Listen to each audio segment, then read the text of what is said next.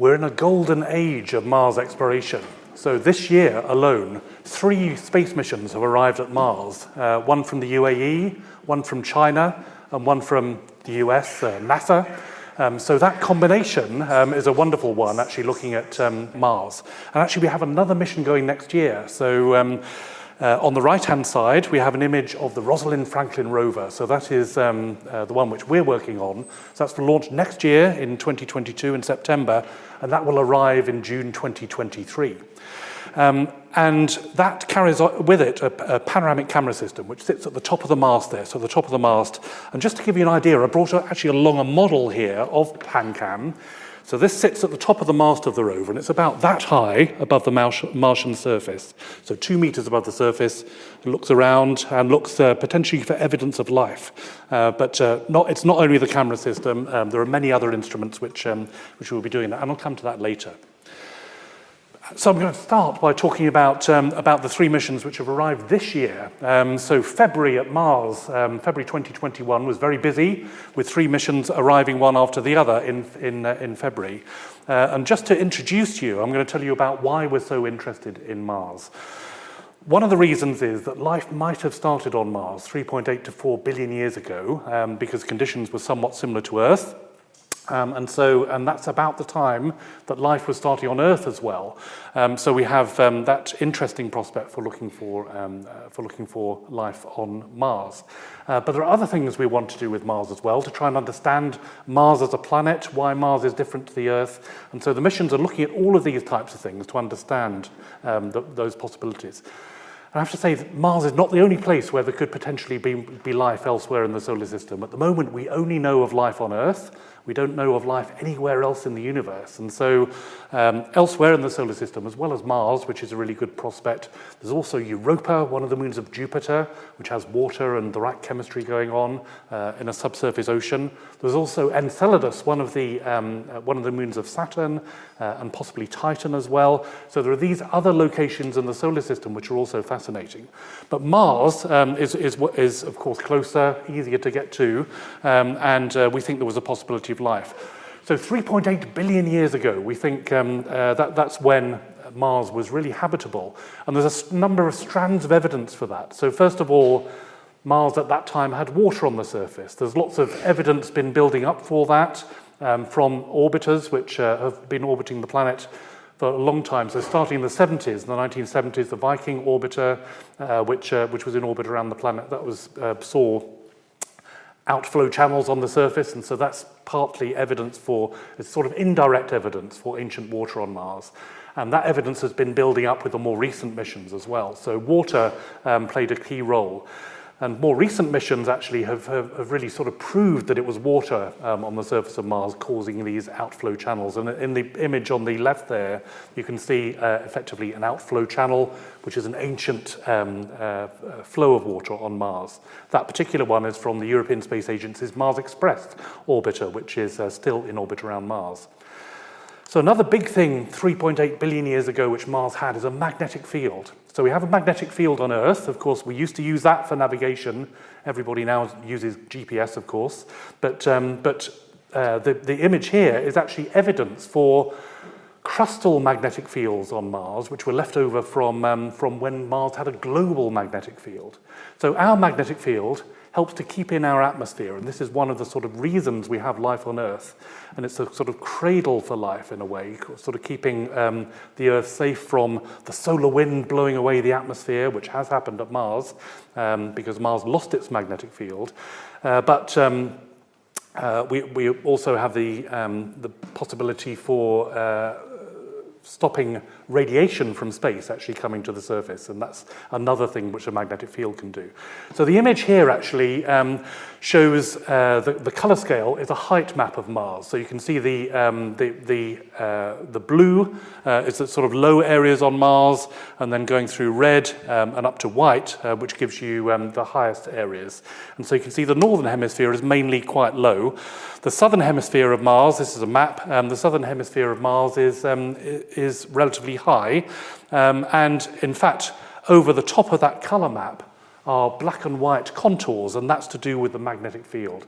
So these are crustal magnetic fields. So these old rocks, we know the rocks are old because of the number of craters, the cratering density. You can tell the age of surfaces in the solar system from that. And so it was an ancient magnetic field, 3.8 to 4 billion years ago.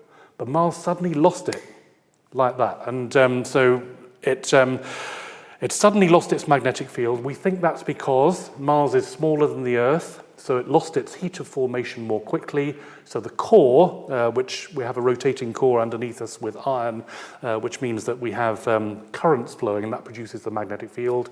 That stopped on Mars because Mars is a bit smaller than the Earth, about half the size. So that's why Mars's magnetic field stopped. But this is evidence for that magnetic field, for the ancient magnetic field, which used to be on Mars 3.8 to 4 billion years ago.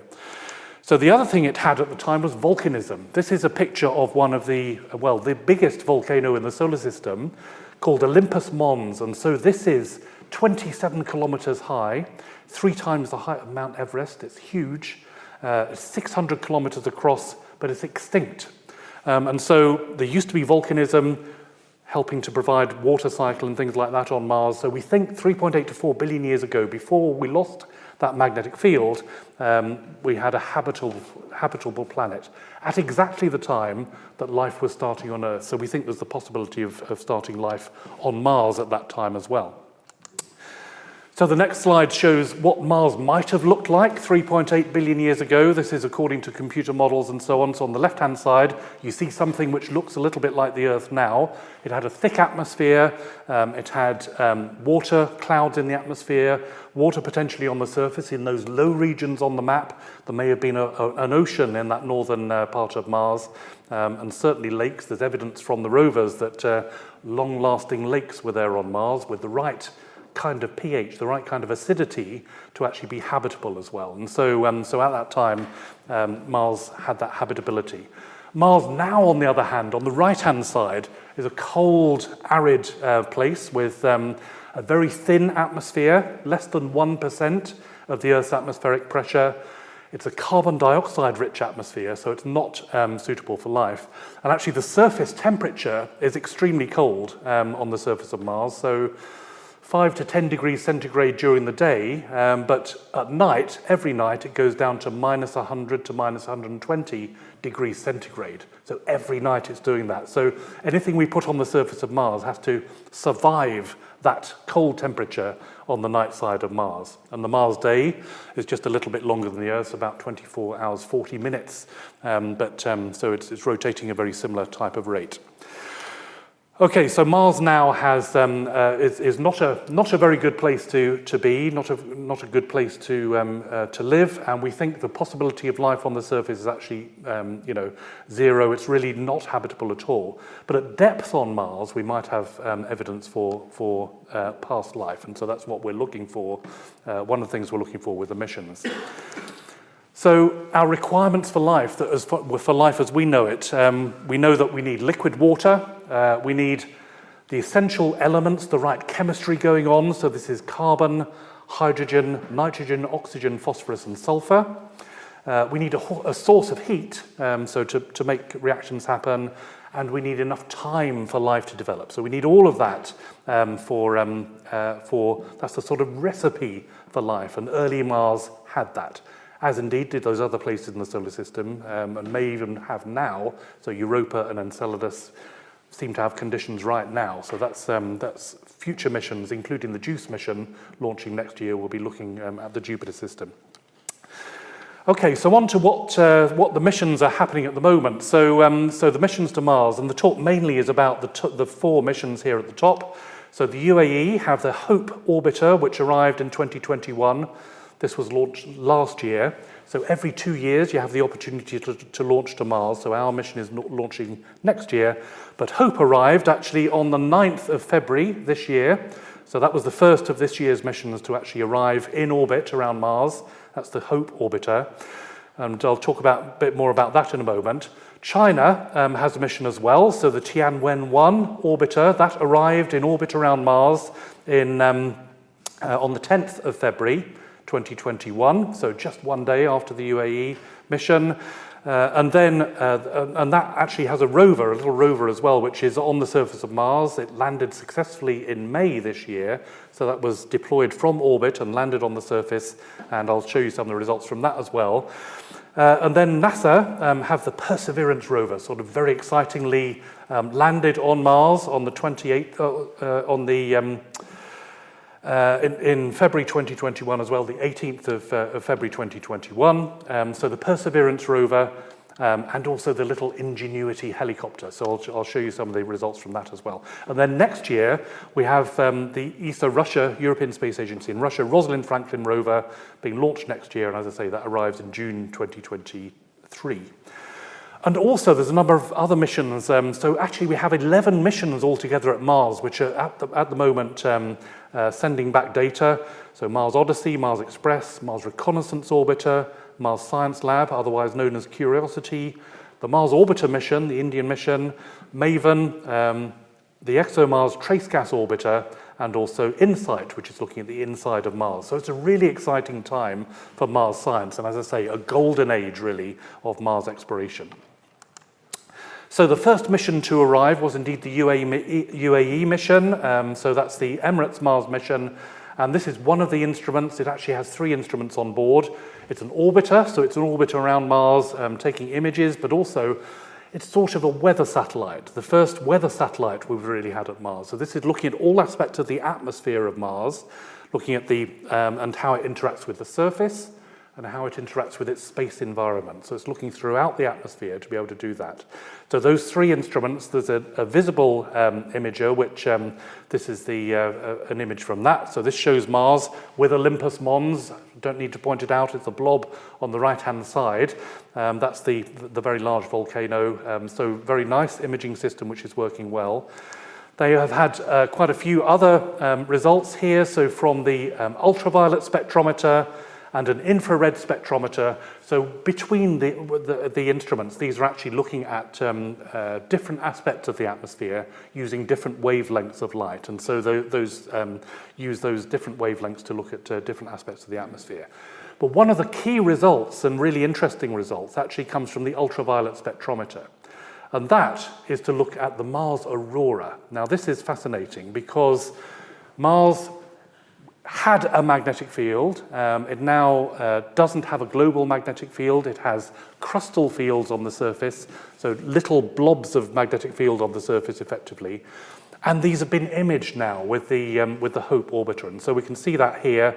So the images show on the day side of Mars is the sort of bright green blob on the left-hand side, and then the night side is the darker patch with making up the circle, but with the individual areas of aurora. So the aurora, this is a bit like the northern lights and the southern lights which we have at Earth, but with the magnetic fields of Mars, these crustal magnetic fields, we can now see how those are located on the surface.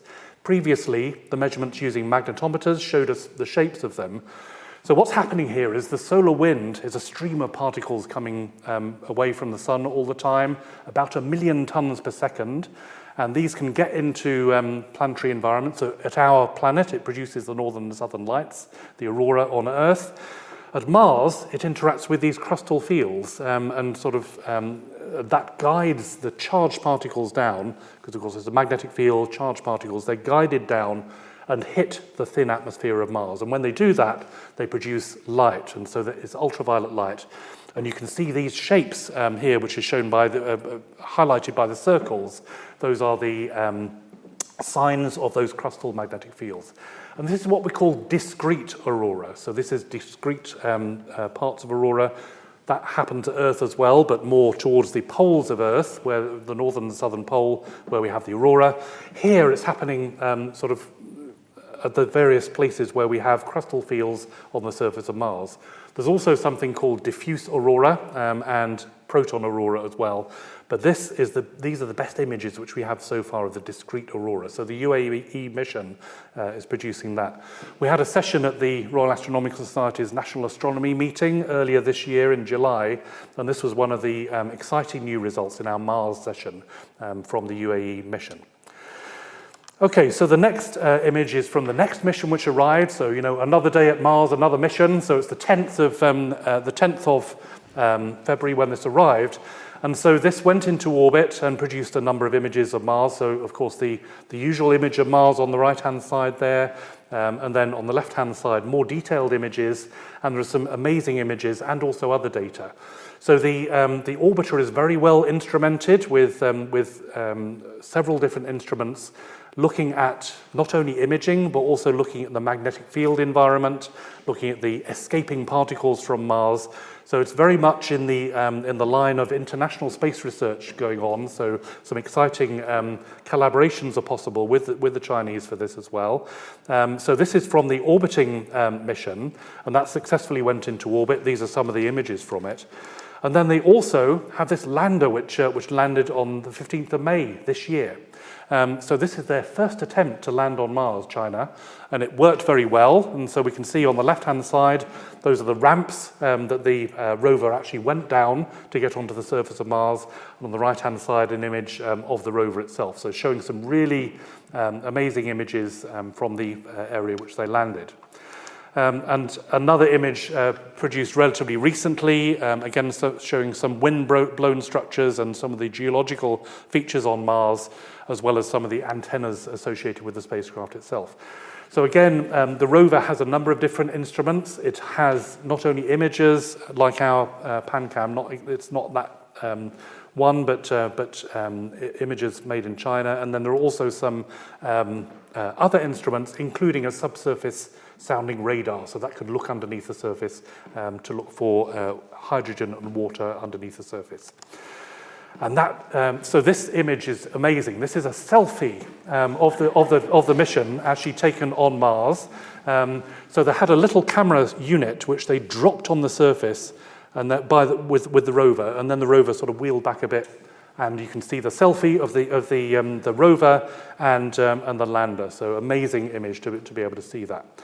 And they, of course, also took images during the descent. So just like with the Perseverance rover, which we'll get to in a minute, these are pictures from the surface, but they also took pictures on the way down, so you can see parachute deployments and so on. So those are available for people to look at.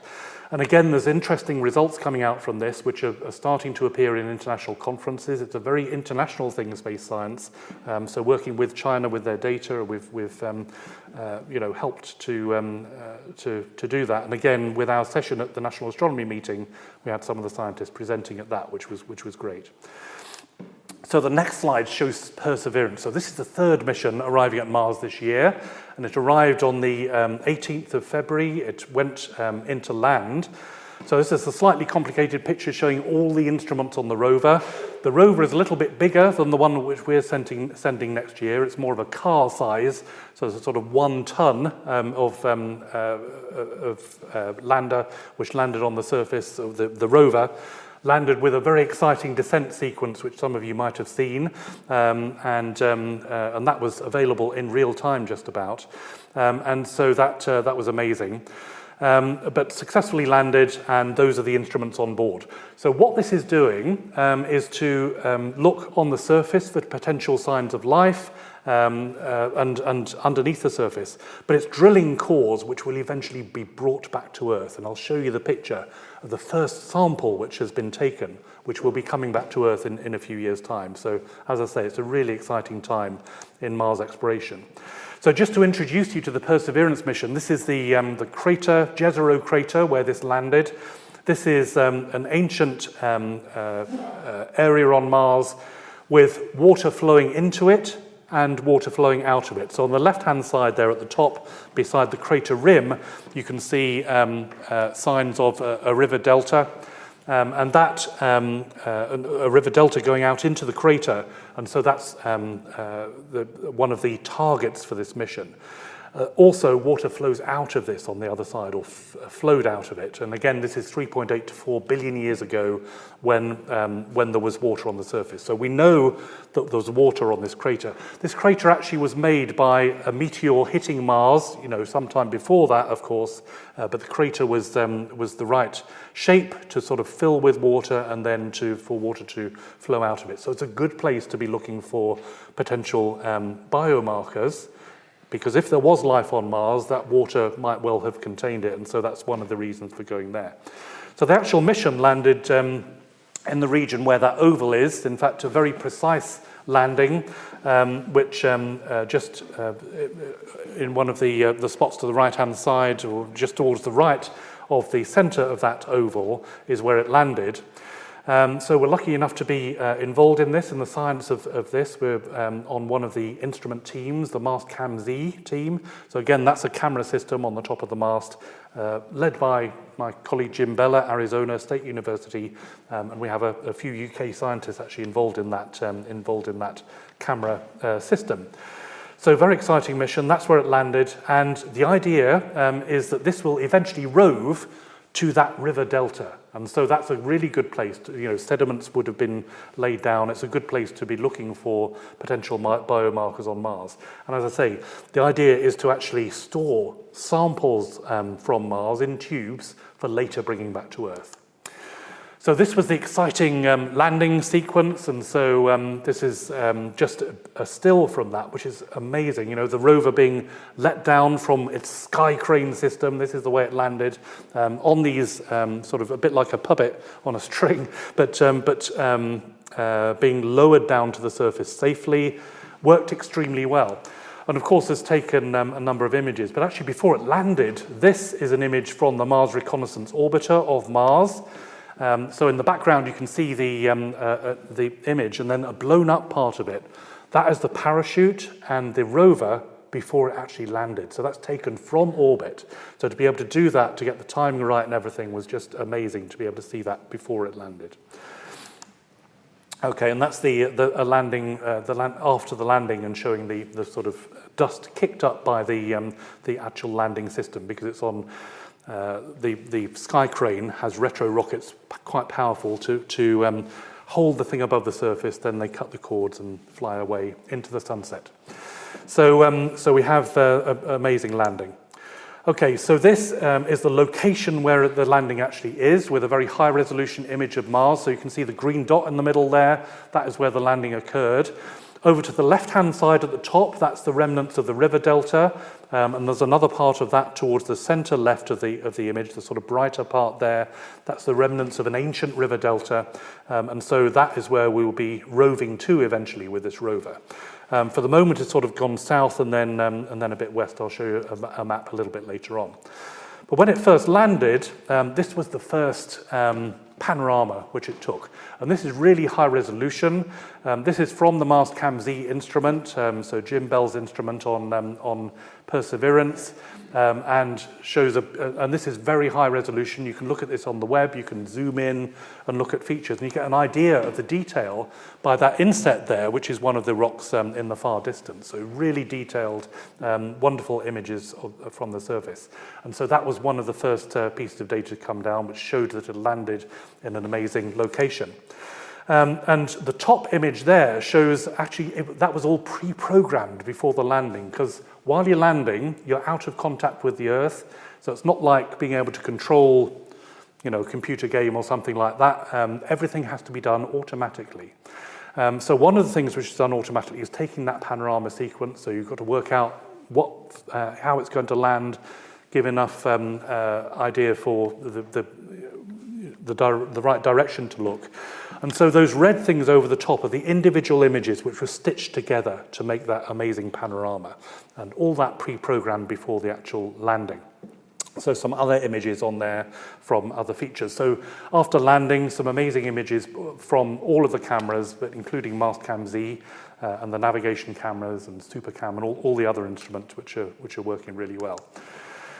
So this is another selfie showing the rover, and you can see, well, you wonder how did it do that? Well, It's by a combination of, it has a long robotic arm with a camera on it, and so you can do that. If you take enough pictures, you can sort of, not see the arm which has done that. But in fact, that selfie shows not only the rover itself, which you can see with the rotating head there, and that shows the pan tilt mechanism which they have for the camera, but also on the left-hand side, that's Ingenuity, which is a little helicopter. So this is the first time a helicopter has been sent to Mars. This is the Ingenuity helicopter. It's only 1.8 kilograms, so less than 2 bags of sugar is the weight of it. It's about 50 centimeters high. It's got rotor blades which counter-rotate. There are 2 of them at 2,400 RPM.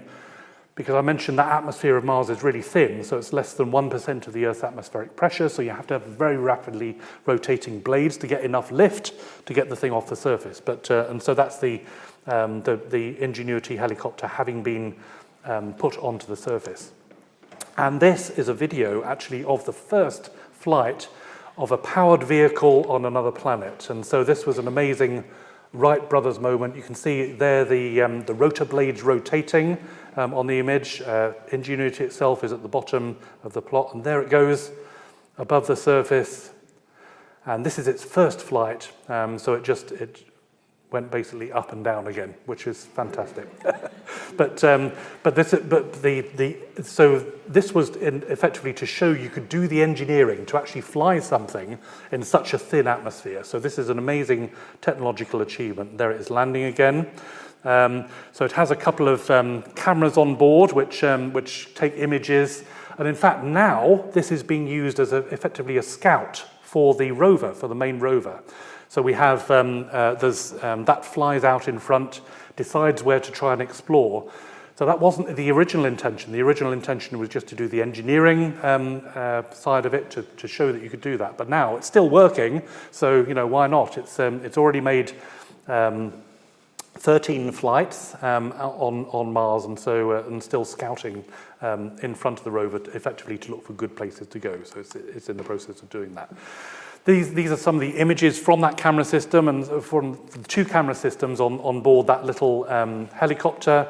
And so there's a black and white camera which you can see, and that's fast enough to give you an image. This is an image of its own shadow on the surface.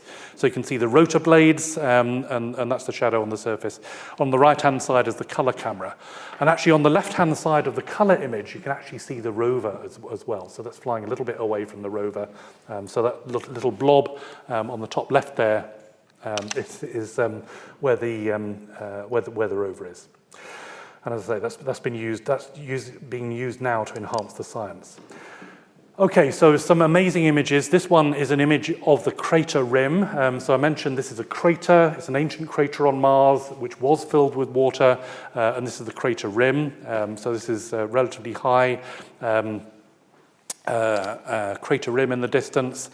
And then this image and a little video shows them trying to take the first sample on Mars. So this is a robotic arm which has got a number of instruments on it, including an abrasion tool to abrade away at the rocks, and then you can do detailed analysis of where you're going to take the sample. There is also a drill and a coring mechanism to actually get a core, and that can get cores up to 6.6 centimeters from underneath the surface. So again, it's getting underneath the surface, but not as deep as we're going to be doing with Rosalind Franklin. But nevertheless, these are the samples they're getting, and that's the sampling mechanism.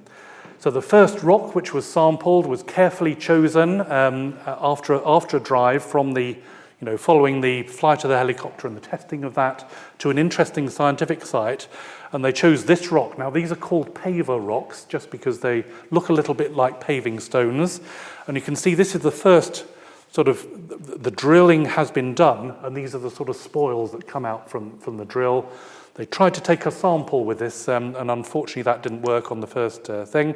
There's a better picture of the rock, of the actual hole in the rock, and some little indentations on the side there. That's to do with lasers, which can zap the rock, and looking at the light which comes off, you can tell the chemistry of what the rocks are made of. So that's looking at the light which is emitted by those laser zaps, and you can see the evidence for that.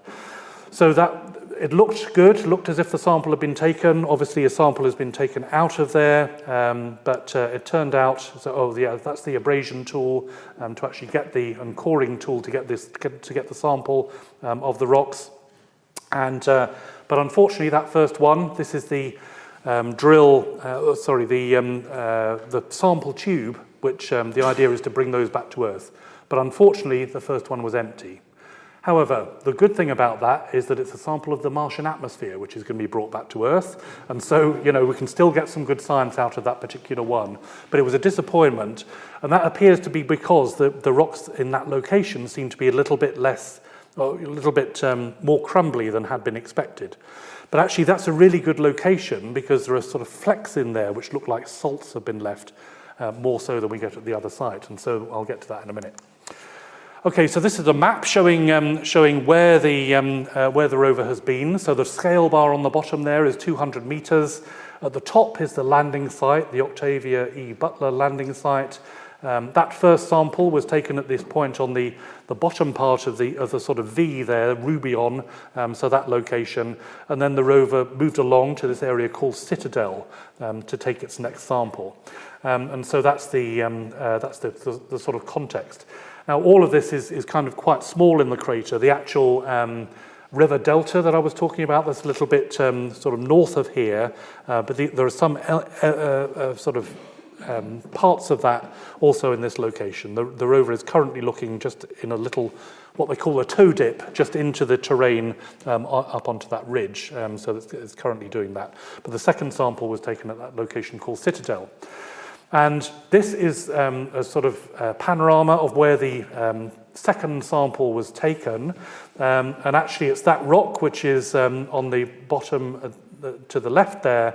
It's that rock which the sample was taken from. So there's some more, and there we go. So there's some more images of that. So there's the rock, which was carefully selected. These are sort of sedimentary type of rocks, so it looks like they've been laid down in the past, but some analysis was needed to see whether these were volcanic or other processes. So that's the rock again in a bit more detail. And then this, after doing some abrasion, so on the right-hand side, you can see a little bit of an indentation. So that's where the rock is abraded, and then you take other instruments up on that robotic arm to actually do the analysis. And so that was done. And then the hole which you can see, that's the first sample which was then taken and successfully put into a sample tube. So on the left-hand side here, that's the sample, this time in the sample tube, so that looks good. So on the left-hand side, everything looked fine. The one on the right-hand side, they did some sort of preparation for bringing that back to Earth, including shaking it to get some of the dust off the front. And it looks like the sample has gone, but actually it hasn't. That's the good news. It's still in there. And in fact, there is a better image where you can actually see the sample. So this is another historic image from this mission. It's the first sample which is going to be brought back to Earth. And so that's the first sample which was taken.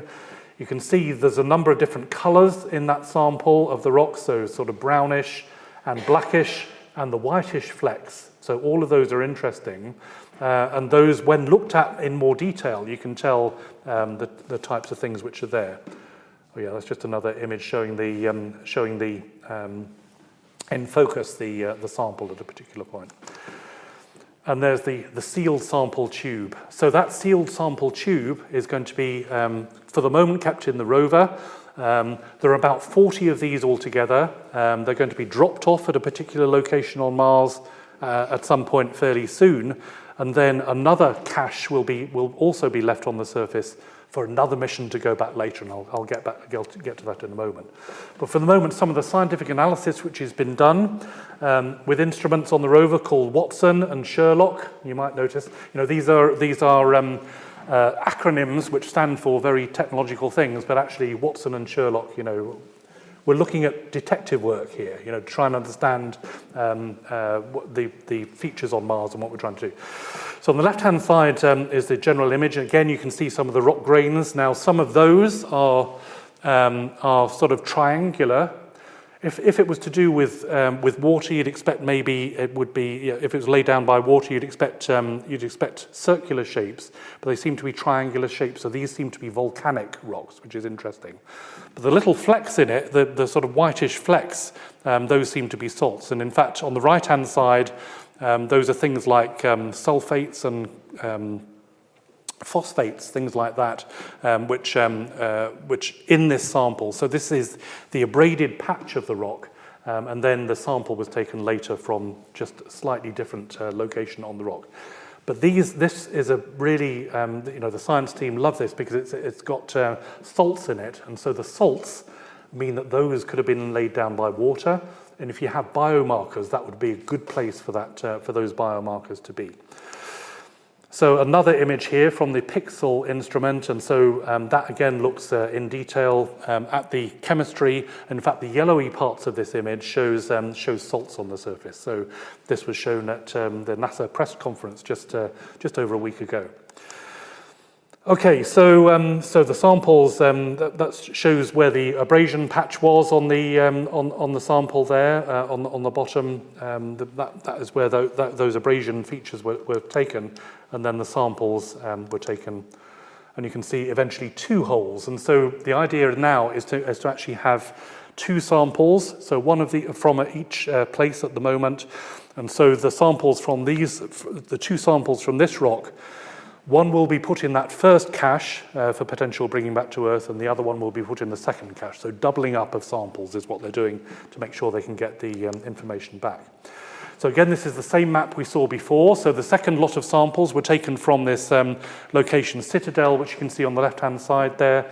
And as I say, it's currently exploring the ridge just above that. But that second set of samples was taken from there. As I say, really historic, because these will be the first samples to be brought back to Earth. And in fact, this is a complicated diagram which shows you how difficult it is to get the rocks back to Earth. And so there's actually 3 launches of spacecraft. So at the bottom you can see launches. So the one on the left-hand side is the Perseverance rover, which is currently on Mars. Mars 2020 is the other name for it. So that is currently on Mars. It's collecting its samples. So we need 2 more launches to be able to actually get the samples back. So the first one there is a spacecraft which will go to Mars, land on the surface, taking another rover with it. This is called the Sample Fetch rover. And so that rover actually is going to be built in Stevenage in Airbus, not too far from here. That's the European Space Agency's contribution to that mission. You can see there's a little E, which is the ESA logo on that rover. That collects the samples and then brings them back to the lander. Then these are fired off the surface of Mars because, of course, they're held down by gravity, so you've got to get off Mars, and so we do that with the rocket, which is shown there. And then that is brought into orbit and then eventually brought back to Earth and brought in a capsule back to Earth. So there's a few artist's impressions which I'll just go through very quickly for this Mars sample return mission. And I'll say, this is joint between the European Space Agency and NASA. So there's the Perseverance rover, an artist's impression of it, with its sample tubes on the surface. As I say, a total of about 40 altogether.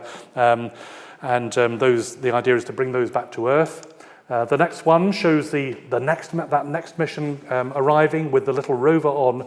So this is not as sophisticated as the rover which is there, or compared to our rover going next year, but that lands on the surface with retro rockets like that, and that's the Sample Fetch rover on the top.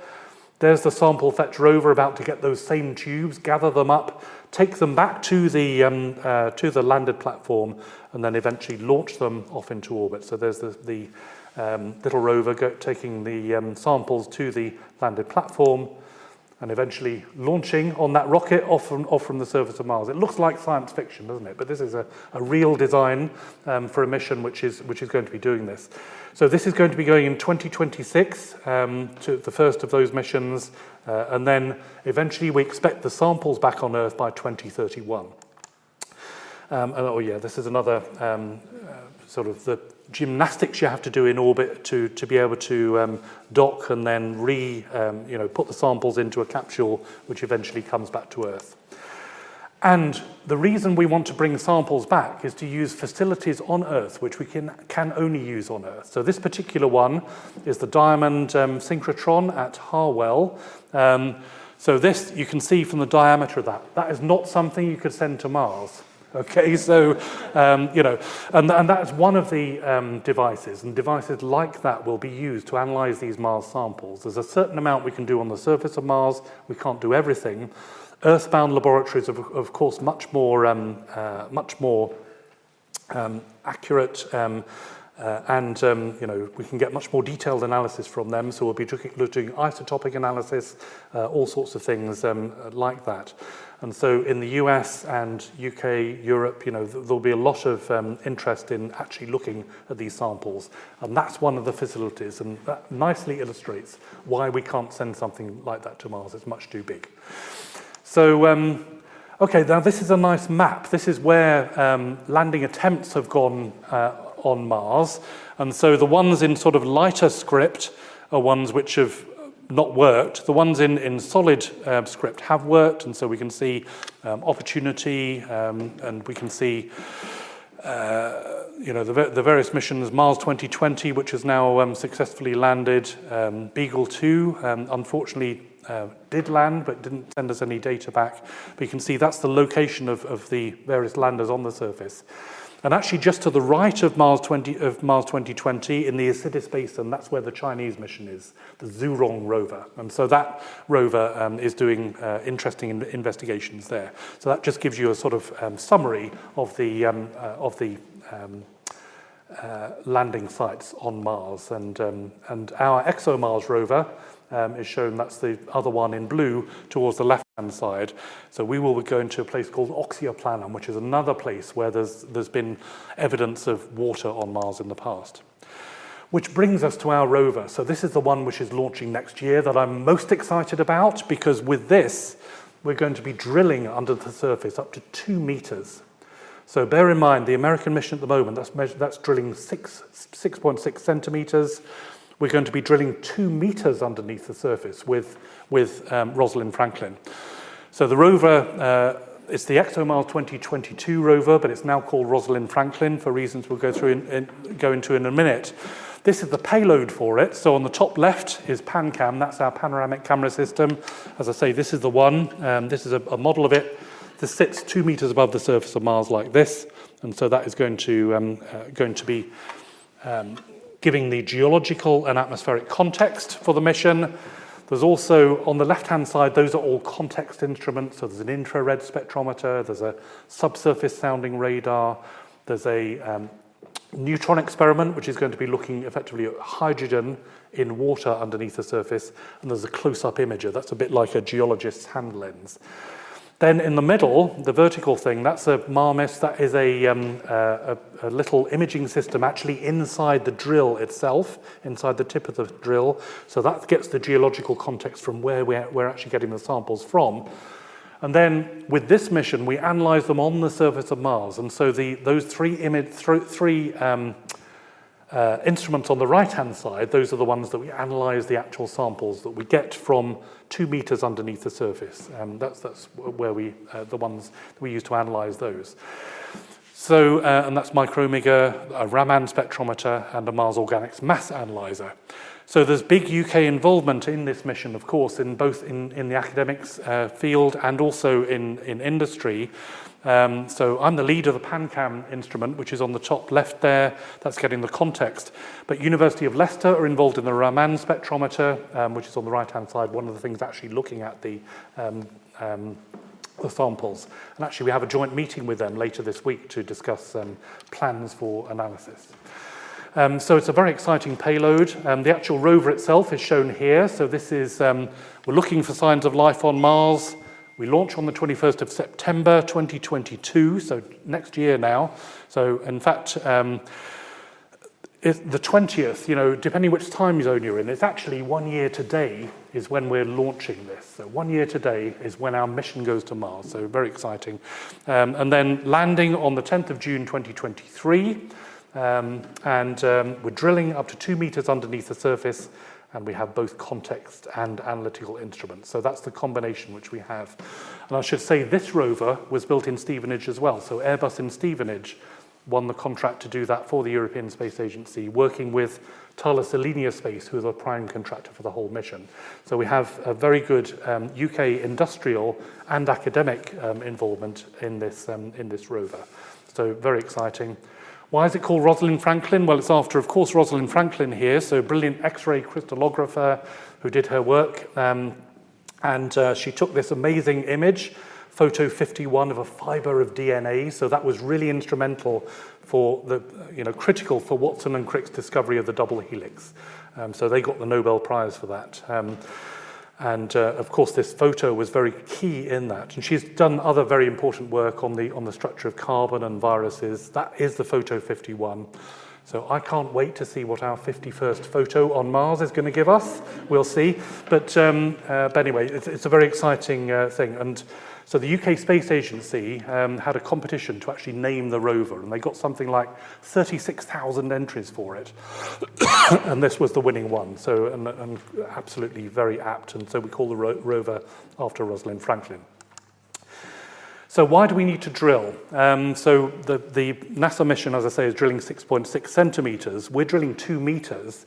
And actually, we've done some drilling tests in the last few days, as those are going on in Italy at the moment to actually test the rover and the instruments working together. This is a test model of the rover. It's not the actual one. But that's successfully drilled down to 1.7 meters and got a sample out successfully from underneath the surface in Italy, so that's great. But why do we need to do that? So we're getting below where destructive agents can sort of would be a problem for organic samples like biomarkers. And so we need to get below about 1 millimeter to get below where ultraviolet radiation can get to. We have this very thin atmosphere of Mars, so this means that it's a very thin atmosphere, so it's a bit like being under it's a bit like being under an ozone hole all the time. So you get the ultraviolet from the sun, which can get to the surface of Mars, and so that is very destructive for life. And so the very surface layer, we have to get below that. We have to get below about 1 millimeter to get below that. There are also oxidants down to about 1 meter, and then penetrating radiation, ionizing radiation, both from the galaxy and from the sun, solar energetic particles, which happen every so often. And the study of space weather is all about that, predicting those events. But we need to get below about 1.5 meters to be able to do the samples. I actually had a PhD student working with us a few years ago who did those calculations, and getting below 1.5 meters is what you need to do. And so 2 meters is great. The 1.7 meters, which has successfully been done, is also good. To be able to get that sample. So that's what we'll be doing on the surface. Okay, so this is where we're going to land. This is Oxia Planum. So again, this is on this color map type of thing of the surface of Mars, and again going from the blue, which is low areas, through green and up to yellow and red and white, which are the highest areas. So on the left-hand side, we can see that is the context for where this is. It's a little bit of a different position on the surface, as we saw on that previous slide, to where Mars 2020 is. That's a bit further round towards the Isidis Basin, which is where Tianwen-1's lander, the Zhurong rover, is working. But this also, there's evidence for water having been involved here. There's phyllosilicates on the surface, which are clays, and there's evidence for water having played a long role in the history here of the surface. So the clay-bearing rocks, actually, it turns out, are about 3.9 billion years old in this location. So just a little bit older, probably, than the Jezero crater landing site, but very close in time. So they're both really, really good places to be looking. And we see the remnants again of a fan or river delta in this region as well. So this is a great place for us to land. And we had a long process to actually choose the landing site. Okay, so this, I'm so proud to be able to show this. This is the flight model. This is the actual rover, which is going to Mars. And so this was taken during some of the tests in 2019, November 2019, which were done in Toulouse after building it in Stevenage. So it went to Toulouse, and it's now in Turin, and on its way actually today, I think, to Rome to do some bake out. But this was while it was undergoing its testing in Toulouse. So we can see PanCam, so that's the optical bench. This is a model of it here, and we can see that on the top of the mast. The solar panels, the drill is the black thing on the front, and then the wheels and so on. So we have also, as well as the optical bench, which houses the 3 cameras, and I should explain, we have 2 wide-angle cameras, which are separated by 50 centimeters. So these are wider separated than the human eyes, so we get very good stereo from that. Each of those has a filter wheel in front of it, which we're able to get geology and atmospheric science. Then we have another camera, the high-resolution camera, which looks in detail at rocks. And so that's the technology which is packed into this, this optical bench. Then we have things to make sure we get the colours right. So we have a calibration target there, which is the coloured set of patches. That is placed on the front of the solar panels on the rover. And so that helps us to get the colours right. We have fiducial markers to help us get shapes right, so geometrical calibration. And then we have a rover inspection mirror, which we can look underneath the rover itself, and so to see if there are any obstacles and things like that. So this is one of the instruments, but as I say, it's the one which we're particularly proud of. So this is just a little bit more about that. So these are the filters. So with these filters, and these again are the actual filters going to Mars. So these are the ones on the flight model. So those are the actual filters, and those are the wavelength ranges of them. It basically is visible part of the spectrum and going a little bit into the infrared. We have some wide filters for red, green, and blue to get color, and then we have narrow filters for geology. We had a PhD student helping us to actually select those filters. And then we have some atmospheric filters as well. And so we're looking actually at the sun. These are called solar filters. And you're looking at the sun and looking at, there's an absorption dip of water, and with a particular wavelength, you can get the amount of water between the sun and us. So we're able to look at water vapor in the atmosphere as well as dust. So we've packed as much science as we can into basically what is a camera instrument, and very excited for it to be going to Mars next year. So just to finish, we're currently in a golden age of Mars exploration, as I've tried to explain. So we have currently Hope Tianwen-1 with its Zhurong rover, Perseverance and Ingenuity. All of these arrived this year, 2021, at this launch opportunity. As I say, it's joined the missions which are already there. And then it's already taken 2 samples. It's about to take another one, we hope, which is going to be brought back to Earth.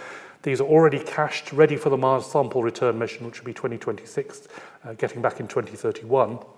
And next year, we can't wait for the Rosalind Franklin rover to be launched. We have the team is ready, able to get the data. And in fact, I should say, this is a huge team effort. So at the bottom, these are the institutes which have helped, the ones with a few people involved which have helped and will be helping with the science as well. Those are at the bottom of the slide. It's a big team effort of scientists and engineers working together internationally. So we have 9 countries on the science team, engineers which have built the instrument and made sure everything is right, including the engineers which built this model. This is a very accurate model of the camera. So we can't wait for this to look at the new dimension on Mars, drilling 2 meters underneath the surface. So I'll stop there. Thank you very much.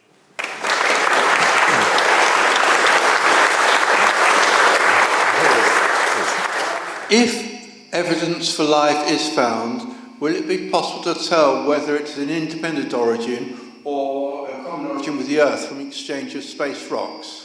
It's a very good question, yes. I mean, we'll be able to look at, what we're actually looking for is biomarkers at the moment. So this is the sort of possibility for life. But it will be possible to do that, yes, by looking at the DNA structures and so on eventually. Now, probably not with the Rosalind Franklin mission, but with the sample return mission, if there are signs of life in there with the instruments on Earth, it should be possible to do that. So, but yes, it's an excellent question, because that's one of the big questions as to whether life might have independently arose on Mars at the same time as it arose on Earth, or has there been swapping between Earth and Mars, with meteors and so on. So, but it's more likely the independent origin, but we hope to be able to test that. Yes. Yeah. If there's CO2 on Mars, is there any reason why life shouldn't thrive on CO2? I mean, we assume that it should be oxygen, but there's no reason, presumably, that it should be. Well, our best model, of course, is life on Earth, and that uses oxygen. So the most likely thing is that oxygen, and so that's the best thing we can look for.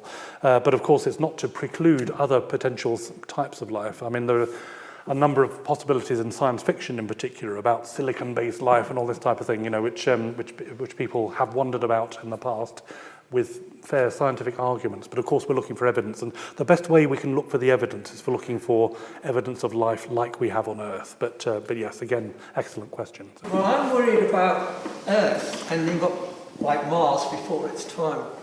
And I'd like to ask if you have any estimate of the amount spent on these space projects compared to the amount spent on renewable energies and the prevention of global warming. Well, we absolutely have to have and have to be careful about our own environment. It's really important to be studying that. So there's a lot of research going into that, and of course, energy companies actually doing that, and wind farms and so on. So there is a lot of research which is done on that. Space research is expensive, and you know, sending rockets into space and doing these amazing things which we can do on surfaces, it is costly. In the end, we're employing people on Earth to do it, so it's jobs for people, you know, high-tech jobs, keeping them from doing other things which they might be doing perhaps. And you know, what we're doing really is exploration. We're trying to understand our place in the universe, and obviously, you know, the environmental concerns at Earth are sort of part of that. One can look actually at Mars and Venus and see how those have evolved, and see, you know, with Earth, you know, and compare those and see how the evolution might go in the future. But I mean, Venus, of course, is a greenhouse effect gone mad, with very hot temperatures on the surface, the runaway greenhouse effect on Venus. And Mars, it's lost its atmosphere because it lost its magnetic field. That's not going to happen with Earth. But yes, it's very important to put money into all areas of research to make sure that we have a good environment to be working in. So yes, it's a good question. Thank you. So linked to that, there's someone here who's asking, pointing out the amazing impression of Mars 3.8 billion years ago, and is asking how long it took for Mars to change from blue and lush to brown and barren. Yes, great question. I mean, the atmosphere seems to have been lost over billions of years, so it wouldn't have been sudden, wouldn't have been very sudden, but certainly, you know, thousands to millions of years for things to change. So it wouldn't be instantaneous. The magnetic field losing, again, that would be timescales of thousands of years. I mean, there are models of the Earth's magnetic field. I mean, with our magnetic field, our north pole of our magnet is in the southern hemisphere at the moment. That does flip every now and again. On average, every 250,000 years in the past. Now it's been 750,000 years since the last one, so we're due for another reversal, and the signs that that's going to happen. But the magnetic field and the importance of that, you know, the timescales are relatively long. It's not instantaneous. Yes, I think, isn't it? Efficient time to go to Mars, to send a rocket to Mars. When is the most fuel-efficient time? When is the most fuel-efficient time? Well, it's to do with when the planets line up. So Mars's year is about twice the Earth year, and so there's particular times which are efficient. So the launch window is for our mission is 12 days, and so that's starting a year today, which is just amazing to be able to give this talk today. You know, just a year before we're setting off. But yeah, we have a window of 12 days. So you have a window of sort of days to a few weeks every 2 years to be able to launch. But yes, very good question. Thank you very much. Yeah. Well, I'm afraid that's all we have time for, ladies and gentlemen. That was an absolutely fascinating presentation. Thank you so much. And as I say, I really hope you'll come again in the future. Thank you. For now, many thanks. Thank you.